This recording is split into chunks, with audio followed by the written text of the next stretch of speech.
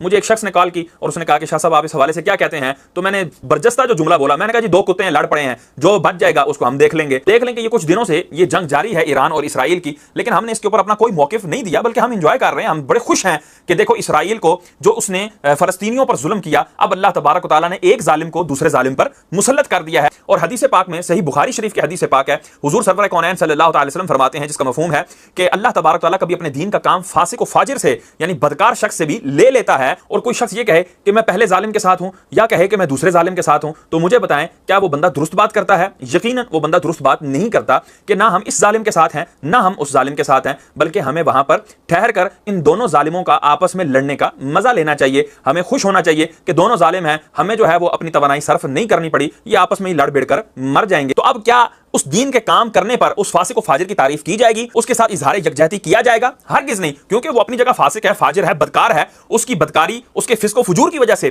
ہم اس سے بھی تعلق نہیں رکھیں گے، لیکن جو دین کا کام ہو گیا ہم اس سے خوش ضرور ہوں گے کہ دین کا کام ہو گیا۔ دین کے کام ہونے پر ہمیں خوشی کیوں نہ ہوگی؟ بالکل خوشی ہوگی، لیکن ہم اظہار یکجہتی نہیں کریں گے۔ تو اگر شیعہ اٹھ کر یہ کام کر رہے ہیں تو اس میں ان کے ساتھ جو ہے وہ اس انداز کی جو ہے وہ یکجہتی کا اعلان کرنا کہ بالکل ایمان و کفر کا جو ہے وہ اختلاط ہو جائے اور جو ہے ایمان و کفر کی جھپیاں ڈلوا دی جائیں، تو یہ کہاں کا انصاف ہے؟ کوئی شخص امام حسین کی محبت میں اور قاتلان حسین کے سزا کی خوشی میں کیا یہ کہہ سکتا ہے کہ میں مختار سقفی کے ساتھ ہوں، میں جی مختار سقفی کے جو ہے نا وہ قبر پر جاؤں گا، فاتحہ کروں گا معاذ اللہ، اور اس طرح کی باتیں کر سکتا ہے؟ تو وہ یہی کہے گا مختار سقفی بھی مردود تھا اور قاتلان امام حسین بھی جو ہے وہ مردود تھے، یہ بھی ظالم تھا وہ بھی ظالم تھے، تو اللہ تعالیٰ نے ایک ظالم کو دوسرے ظالموں کے اوپر مسلط کر دیا۔ تو یہاں سے بھی ہمارا موقف بالکل واضح ہے، اس میں کوئی دو رائے نہیں کہ ایران نے اسرائیل پر حملہ کیا تو ایران فسق و فجور سے بھرا ہوا اور شیعت کے ساتھ ارتداد کے ساتھ بھرا ہوا ہے، تو ان کے لوگوں کا اسرائیلیوں پر حملہ کرنا۔ مجھے ایک شخص نے کال کی اور اس نے کہا کہ شاہ صاحب آپ اس حوالے سے کیا کہتے ہیں؟ تو میں نے برجستہ جو جملہ بولا، میں نے کہا جی دو کتے ہیں لڑ پڑے ہیں، جو بچ جائے گا اس کو ہم دیکھ لیں گے۔ کیا آپ پر فرض تھا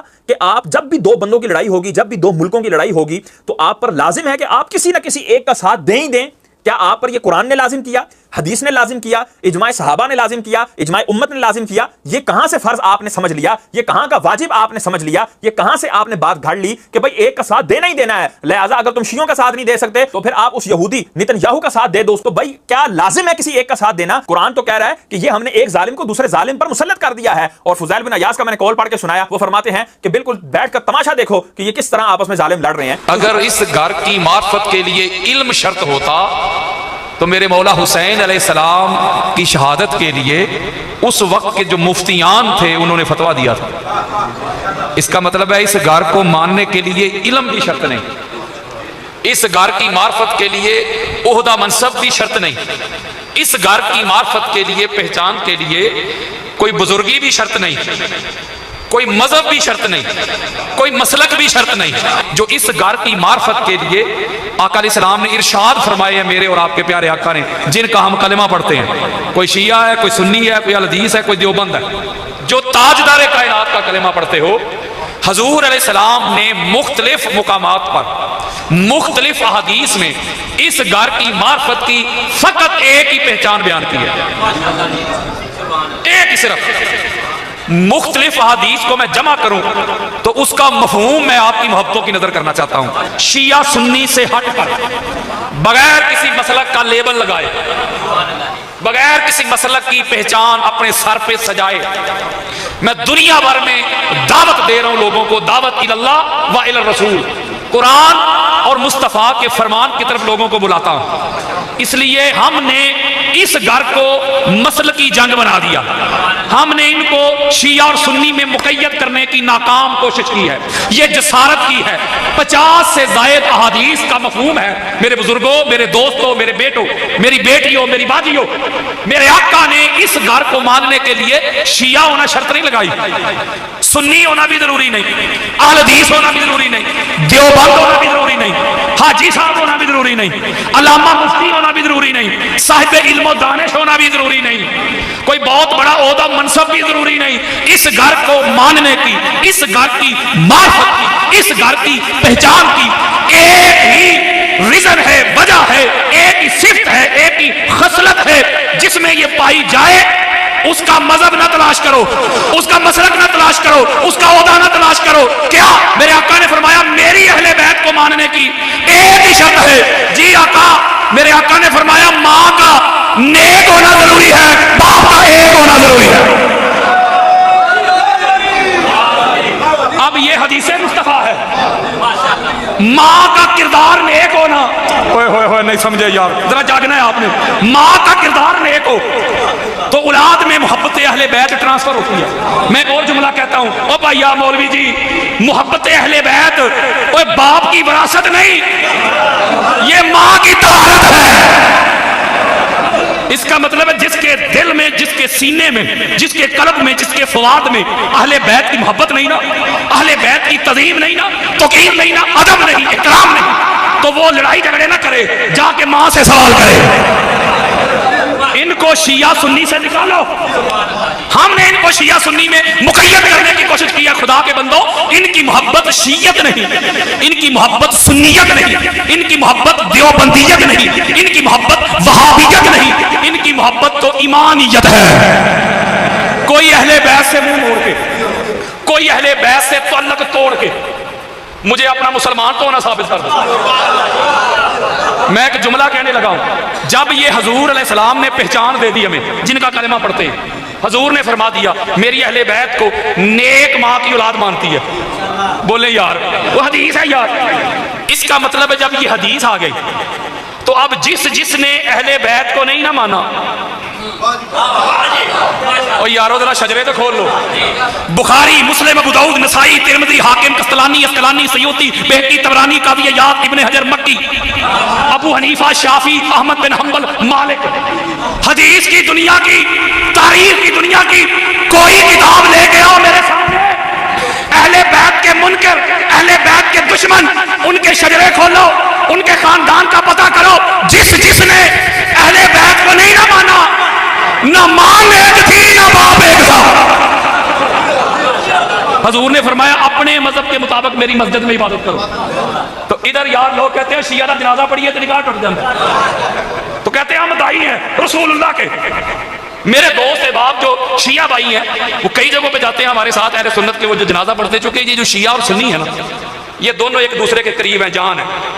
بعض شیعہ کے جو ہیں وہ ننیال اہل سنت ہیں, بعض کے ددیال اہل سنت. جاگو یار ذرا, میں غلط کہہ رہا ہوں. تو وہ رشتہ داریاں ہوتی ہیں, وہ جانا ہوتا ہے غمی میں, خوشی میں. تو پھر وہ جب کال کرتے مجھے ادھر گئے تھے تو مولوی صاحب نے یہ اعلان کر دیا ادھر. میں ایک جملہ کہتا ہوں, بڑی خاص بات میں تبلیغ کر رہا ہوں ہاتھ جوڑ کے, اس کو پازیٹیو لینا, نیگیٹیو نہیں. میری بات کو کوئی مائی کا لال رد نہیں کر سکے گا, چاہے کسی کے بڑے قبروں سے بھی نکل کے آ جائے. میں بڑی خاص بات دینے لگا ہوں. وہ کہتے ہیں کہ نکاح اس لیے ٹوٹتا ہے شیعہ کی نماز جنازہ ادا کرنے سے, یہ صحابہ کے گستاخ ہیں. میں ایک سوال کرتا ہوں سیدھا سا, کوئی مشکل نہیں, مقام اور مرتبہ صحابہ کا زیادہ ہے کہ یا رسول اللہ کا؟ ذرا بولو یار. حضور کا. بات خدا بزرگ تو یہ قصہ مختصر, حضور صاحب سے افضل والا ہے, بولے نا یار. اس کا مطلب ہوتا ہے حضور افضل ہوئے, حضور کا محب بھی افضل ہے, اور حضور کا گستاخ بھی ہر گستاخ سے بڑا گستاخ ہے. بات ہی نہیں سمجھے یار. یعنی کہ صحابہ کرام سے حضور افضل ہے. اس کا مطلب ہے جو حضور کی گستاخی کرے, دو بندے ہیں, ایک حضور کا گستاخ, دوسرا صحابہ کا گستاخ. اس کا مطلب ہے جو حضور کا گستاخ ہے وہ صحابہ کے گستاخ سے بڑا گستاخ ہے. نہیں سمجھے یار, بڑا جرم ہے نا. جو حضور کا گستاخ ہو, حضور کا بے ادب ہو, وہ بڑا گستاخ ہے نا. بولیں مجھے بتائیں کسی ملا, کسی ملوانے نے, کسی مفتی نے آج تک کوئی فتویٰ دیا ہو کہ حضور کے گستاخوں کا جنازہ پڑھنے سے نکاح ٹوٹ جاتا ہے؟ بات ہی نہیں سمجھے یار. ایسے ایسے گستاخ ہیں, میں نام نہیں لے رہا کسی مسلک کا, ایسے ایسے گستاخ حضور کے بارے میں انہوں نے گستاخی کی ہوئی, اللہ معاف کرے میں وہ گستاخی آپ کو سنا نہیں سکتا. تو گستاخوں کے جنازے بھی جائز, حضور کے, حضور کے بے ادبوں کے جنازے بھی جائز, کھانے بھی جائز, شادی بیاہ بھی جائز, لنگر بھی جائز, مال بھی جائز, فنڈ بھی جائز, سارا کچھ جائز ہے. اس کا مطلب ہے ادھر مسئلہ گستاخی نہ نہیں, گل وچ ہو رہے, پیڑا ہو تے پھٹیاں ہو رہے, گل وچ ہو رہے. اگر حقائق بیان کرنا گستاخی اور بے ادبی ہے تو قرآن کھولیں, قرآن کے بارے میں کیا فیصلہ ہے؟ میں قرآن کھول کے لاؤ, سورہ احزاب پڑھو, سورہ انفال پڑھو, ترجمے کے ساتھ پڑھ لینا, جا کے سمجھ آ جائے گی کہ اللہ نے کس طرح حقائق بیان کیے. اگر حقائق بیان کرنے سے کوئی گستاخ ہو جاتا ہے تو لگاؤ پھر اللہ پہ فتویٰ.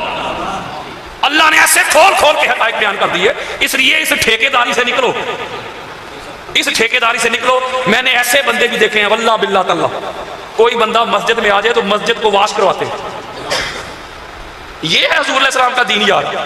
میرے آقا علیہ السلام نے جس طرح دین کی دعوت دی ہے اس طرح دعوت دی ہے, نفرتیں پھیلائی ہیں. میرے آقا نے اپنا انڈیویجول کردار پیش کیا ہے.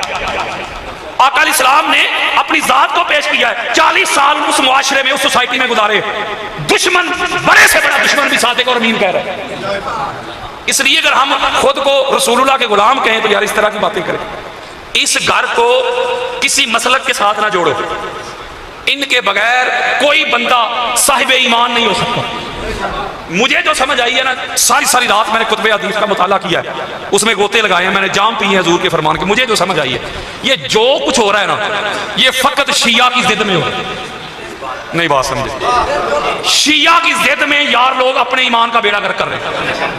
شیعہ کی ضد میں. وہ اللہ کے بندو، اس گھر کو شیعت کے ساتھ نہ جوڑو، اس گھر کو شیعت کے ساتھ منسوب نہ کرو. آپ اہل سنت کے محدثین کو پڑھیں، مفسرین کو پڑھیں، مجددین کو پڑھیں، مورخین کو پڑھیں. بلکہ سنی ہوتا ہی وہ ہے جس کے دل میں بھی حسین ہو، جس کی زبان پہ بھی حسین ہو. میں ہاتھ جوڑ کے آپ کو کہتا ہوں، سنیت سے بڑھ کر اہل بیت سے محبت کرنے والا کوئی نہیں. اگر کوئی آپ کو نام نہاد سو کارڈ کوئی سنیت کا ٹھیکیدار ملے اور محبت اہل بیت نہ ملے تو یہ نہ سوچنا کہ سنیت یہ کرتی ہے، وہ اس بندے کا کردار ہے. آپ نے سنیت کے بارے میں رائے قائم کرنی ہو تو سنیت کو پڑھنا. میرا کوئی شیعہ بھائی کھڑا ہو جائے گا، یعنی کہ وہ نارمل شیعہ نہیں، ایکسٹریم والا شیعہ، ایکسٹریم والا کٹر شیعہ پہ میرا بھائی کھڑا ہو جائے ادھر، وہ مجھے اپنا مسلک بتائے شیعہ، میں اس کا مسلک ابھی اہل سنت کی کتابوں سے ابھی دکھاتا ہوں. بات نہیں سمجھے؟ اس کا مطلب ہے خرابی پھر سنیت میں تو نہیں نا. بولو یار، سنیت کو پیش کرنے والے جو ہیں، سنیت کے جو ریپریزنٹر ہیں، جو اس کو ریپریزنٹ کرتے ہیں، اس کا مطلب ہے وہ اس کا چہرہ مسخ کر کے وہ لوگوں کے سامنے سنیت کا چہرہ مسخ کر کے پیش کرتے ہیں، جس کی وجہ سے جو اہل بیت سے محبت کرنے والے ہیں، جو محب ہیں اہل بیت کے، ان کے دل میں میل آتی ہے سنیت کے بارے میں. میں ہاتھ جوڑ کے کہتا ہوں، سنیت کے بارے میں میل نہ لانا. سنیت کے بارے میں رائے قائم کرنے سے پہلے سنیت کو پڑھنا. اور جب میں دوسرے اسٹیج پہ ہوتا ہوں، ان کو بھی ایک پیغام دیتا ہوں، ان کو بھی کہتا ہوں، آپ نے جب شیعت کے بارے میں رائے قائم کرنی ہو تو کسی شیعہ کو دیکھ کے قائم نہ کرے رائے کہ شیعہ ایسے ہوتے ہیں. شیعت کو پڑھیں، فقہ کو پڑھیں. جب آپ سنیت کو پڑھیں گے، جب آپ شیعت کو پڑھیں گے، دونوں پڑھنے والوں کو ایک بات میری ضرور سمجھ میں آئے گی کہ خرابی نہ سنیت میں، مسئلہ نہ شیعت میں، فطور مولوی کی نیت میں. دل زہرا کے چین میرے مولا حسین.